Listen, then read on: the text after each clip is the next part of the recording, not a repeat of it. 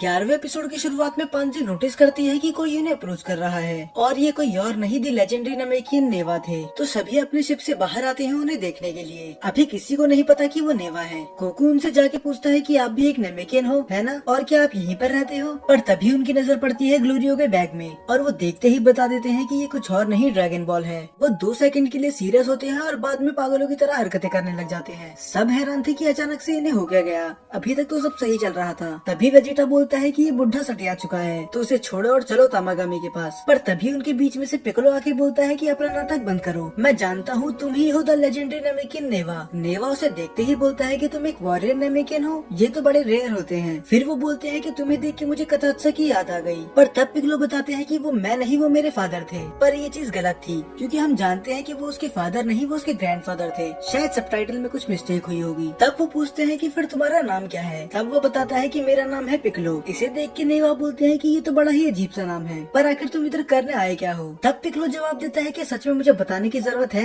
क्या? तुम देख नहीं सकते कि तुम्हारी लापरवाही की वजह से क्या हुआ? तुम उस सुप्रीम डीमन किंग के साथ अर्थ पे आए और हमारी ड्रैगन बॉल का यूज करके हमें ही बच्चा बना दिया। तभी वेजिटा और गोकू दोनों चौंक जाते हैं और वो बोलते हैं कि तुम वही नमेकियन हो जिनने हमें बच्चा बनाया था। तब पिकोलो उससे फिर से पूछता है कि आखिर तुमने हमें बच्चा बनाया क्यों? क्या मिला आखिर तुम्हें ये करके? तब वो बताता है कि मेरा इसमें कोई हाथ नहीं है, ऐसा मैंने गोमा की रिक्वेस्ट पे करा था क्योंकि वो डरा हुआ था कि तुम और तुम्हारे दोस्त डीमन वर्ल्ड पे कब्जा कर लेंगे, इसीलिए उसने तुम्हें बच्चा बना दिया ताकि तुम्हें खत्म करना आसान हो। तब पिकोलो फिर से बोलता है कि तुम्हें पता था कि वो डेंडे को भी अपने साथ लेके जाएगा? तब नेवा बोलते हैं हाँ, ये मैंने पहले ही प्रेडिक्ट कर लिया था क्योंकि अगर वो डेंडे को अपने साथ ले गया तो तुम लोग कभी अर्थ के ड्रैगन बॉल को यूज कर ही नहीं पाओगे। तब पिकोलो और भी ज्यादा गुस्सा हो जाता है कि क्या होता अगर उसने डेंडे को मार दिया होता? क्या तुम में सच में दया नाम की कोई चीज नहीं है? दरअसल पिकोलो इतना गुस्सा इसीलिए है क्योंकि नेवा एक नमेकियन होने के बाद भी एक नमेकियन के खिलाफ गया और बस इतना ही नहीं, वो एक लेजेंडरी नमेकियन है। तो शायद पिकोलो उसे अपना आइडल भी मानता होगा और उसने कभी नहीं सोचा होगा कि नेवा ऐसा निकलेगा।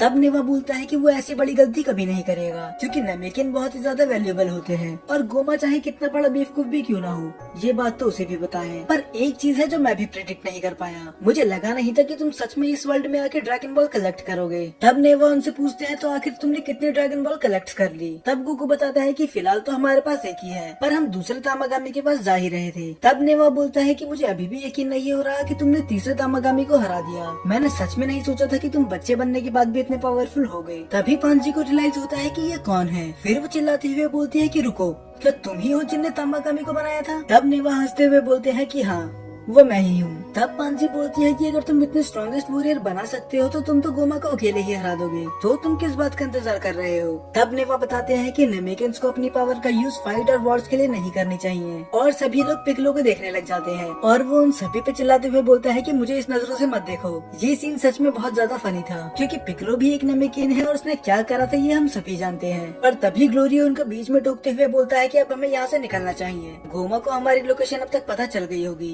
दरअसल उसे पहले से पता है क्योंकि ये सब वो देख ही रहा है, तो इसीलिए वो सब जाने लग जाते हैं। पर तभी नेवा उन्हें रोकते हुए बोलता है कि रुको, मैं भी तुम्हारे साथ चलूंगा। पर पांजी मना कर देती है। वो बोलती है कि हमारे शिप में इतनी जगह नहीं कि हम तुम्हें भी ला सके। फिर नेवा बोलते हैं कि मुझे तो तुम्हें ले जाना ही होगा, क्या तुम में से किसी को आती है नमेकियन बोलनी? अब वो सब एक दूसरे का मुंह देखने लग जाते हैं। फिर नेवा बताते हैं कि अगर तुमने ड्रैगन बॉल कलेक्ट कर भी ली तो उसका कोई फायदा नहीं होने वाला क्योंकि उसे समन करने के लिए तुम्हें नमेकियन लैंग्वेज का यूज करना होगा। तब बुल्मा को याद आता है कि ठीक पुरोंगा की तरह। तब गोकू पिकोलो से बोलता है कि तुम्हें नमेकियन नहीं आती? मेरा नमेकियन और उनके लोगों से कोई लेना देना नहीं है। तब गोकू बोलता है फिर तो बहस करने का मतलब बनता ही नहीं है, नेवा भी हमारे साथ चलेंगे। अब बाकी लोग भी बहस नहीं करते क्योंकि अब मना करने का कोई फायदा था नहीं। फिर दूसरी तरफ हमें दिखाया जाता है सीन अरेंज का जो कू के साथ मारबा की लैब में होती है। मारबा उसका मजाक उड़ाते हुए बोलती है कि तुम लड़ाई से कुछ ज्यादा ही जल्दी आ गए। ये सुन के अरेंज बहुत ही ज्यादा डिसअपॉइंट होती है। पर तभी कू खड़े होते हुए बोलता है कि मैंने पहले ही सेंस कर लिया था कि वो बहुत ज्यादा खतरनाक है, तो मैं सही समय पे पीछे हट गया। देखा ना कि मैं कितना समझदार हूँ। पर तभी वो बोलती है कि इसमें प्राउड होने की कोई बात नहीं है, तुमने कोई महान काम नहीं करा है।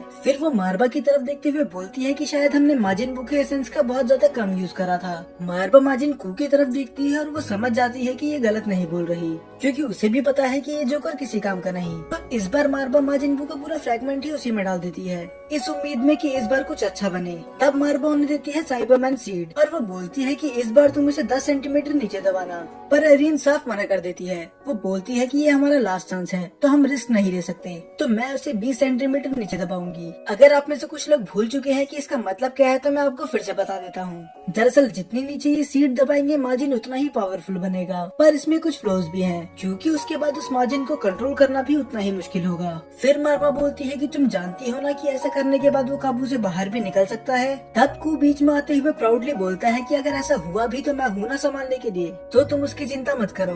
तब अरिंस बोलती है कि तुम तो अपना मुंह बंद ही रखो, चाहे मार्जिन को उतना पावरफुल नहीं है, पर अब धीरे धीरे मुझे ये पसंद आने लगा है। तब अरिंस बोलती है कि मुझे पता है कि वो मार्जिन हाथ से बाहर निकल सकता है, पर अगर मुझे तामागामी को हराना है तो मुझे रिस्क लेना ही होगा। तब बुल्मा नेवा से थोड़ी बातचीत करती है। वो बोलती है क्या तुम इधर अकेले रहते हो? तब वो बोलता है हाँ, तुम ऐसे कह सकती हो। फिर सुप्रीम काय बोलते हैं कि तुम बाकी नेमिकन्स के साथ क्यों नहीं गए? फिर वो बोलता है कि मुझे यहीं पर अच्छा लगता है और मैं इस जगह को उन लोगों के लिए सेफ रखना चाहता हूँ जब वो लोग वापस आएंगे। अब ये सुन के तो मुझे इसके लिए बहुत बुरा लगा था, क्योंकि वो हजारों सालों से अपने लोगों का वेट कर रहा है, पर आज तक कोई नहीं आया। तब बुल्मा पूछती है कि आपने तामागामीज बनाए क्यों? क्योंकि अर्थ पे भी ड्रैगन बॉल्स है और प्लेनेट नामिक पे भी, पर उन दोनों को भी कोई ऐसी चीज प्रोटेक्ट नहीं कर रही थी। तब वो बताते हैं कि ड्रैगन बॉल्स पे बुरे लोगों की नजर पड़ चुकी थी और वो इसका यूज अपनी ईवल विश के लिए करना चाहते थे, तो इसीलिए मैंने तामागामीज को बनाया ताकि उसको बस वही यूज करे जो वर्दी हो। अब इसके बाद गोकू थोड़ा बोर होने लग जाता है। वो बोलता है कि ये शिप तो बहुत ज्यादा स्लो है, अगर हम गोमा की आर्मी की शिप यूज कर रहे होते अब तक तो हम पहुंच भी जाते। अब ये मानो हाइबिस के दिल पे लग चुकी थी, क्योंकि गोकू ने उसकी शिप की बेइज्जती कर दी और वो बोलता है कि मैंने तुम्हें राइड दे दी, इसमें ही खुश हो जाओ, कम से कम तुम्हारे पास अब एक शिप तो है। पर तभी वेजिटा बीच में बोलता है कि मुझे एक बात क्लियर करने दो कि उस तामागामी से बस मैं ही लड़ूंगा। तब गोकू बोलता है कि ये तो गलत बात है, मुझे उससे लड़ना है। पर तभी वेजिटा बोलता है कि इसमें कोई गलत बात नहीं है, तुम एक तामागामी से पहले ही लड़ चुके हो, तो चुपचाप अपना मुंह बंद रखो क्योंकि उससे अब मुझे लड़ना है। तभी गोकू नेवा से पूछता है क्या डिफरेंट लोग भी तामागामी से लड़ सकते हैं? और नेवा बोलते हैं हाँ, इससे फर्क नहीं पड़ता अगर वो मैच 1-on-1 है तो। अगर कई लोगों को ये चीज समझ में नहीं आई तो गोकू का पूछने का मतलब ये था कि क्या ड्रैगन बॉल कलेक्ट करने के लिए सभी तामागामी को किसी एक फाइटर को ही हराना होगा, या फिर ये चीज 3 अलग अलग फाइटर भी कर सकते हैं? और इसका आंसर था कि तामागामी से कोई भी लड़ सकता है, हमें बस ड्रैगन बॉल से मतलब है, इससे नहीं कि उसे कौन लाता है। तब वेजिटा बोलता है कि फिर तय हो गया, और ये सुन के गोकू बिल्कुल भी खुश नहीं था। ये सुन के नेवा थोड़ा हैरान होता है, क्योंकि डीमन वर्ल्ड में तो लोग तामागामी के नाम से भी कांपते हैं, और ये दोनों बस इस बात पे लड़ रहे हैं कि तामागामी से कौन लड़ेगा। तब सुप्रीम काय उन्हें समझाते हैं कि ये दोनों ऐसे ही हैं, इन्हें फाइट करना बहुत ज्यादा पसंद है। और दूसरी तरफ हमें दिखाया जाता है कि न्यू माजिन बनने की तैयारी हो चुकी थी। वो फिर से वो सब चीजें रिपीट करते हैं। अरिन्स अपना सलाइवा उस पॉट में डालती है और एक बहुत ही बड़ा धमाका होता है। उसके बाद कू स्केल से नापता है कि ये सच में 20 सेंटीमीटर है भी या नहीं, क्योंकि 1 इंच भी ऊपर नीचे नहीं होना चाहिए। पर वो डालने से पहले उस सीड को बहुत देर तक देखता है और वो बोलता है कि अगर लॉजिकली देखा जाए तो ये तो फिर मेरा छोटा भाई होगा ना। फिर वो बोलती है कि अगर तुम इस लॉजिक से देखो तो हाँ, वो तुम्हारा छोटा भाई होगा।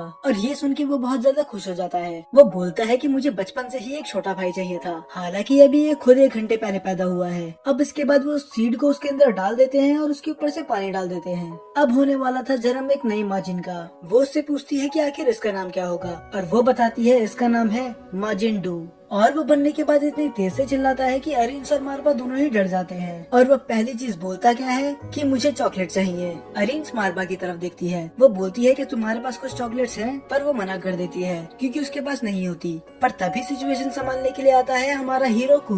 वो बोलता है कि मुझे कुछ पैसे दो, मैं अभी दुकान से वो लेके आता हूँ। और अरिन्स उसे पैसे दे देती है और वो कुछ ही सेकंड बाद वापस भी आ जाता है। तो ये उतना यूजलेस नहीं है जितना मुझे लग रहा था।